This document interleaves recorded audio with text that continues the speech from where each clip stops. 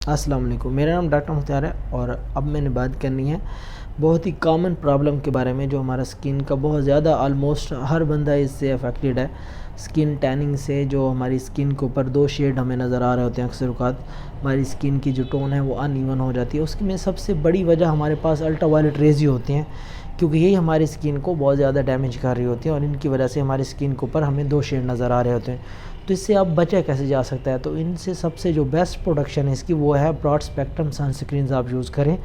और अभी तो गर्मियाँ भी हैं तो हर बंदे को वैसे भी यूज़ करनी चाहिए सनस्क्रीन।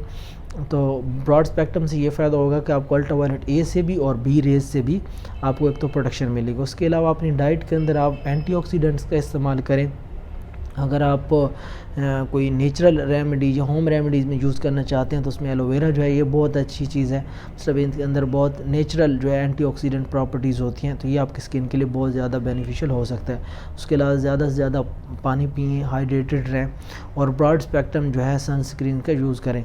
तो इससे क्या होगा कि ये आपको दोनों रेज़ से बचाएगा और आपकी स्किन जो है काफ़ी ज़्यादा इससे सेफ़ रहेगी।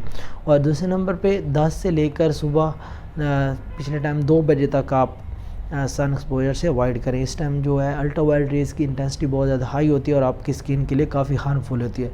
तो इस टाइम में थोड़ा सा सन एक्सपोजर से अवॉइड करें।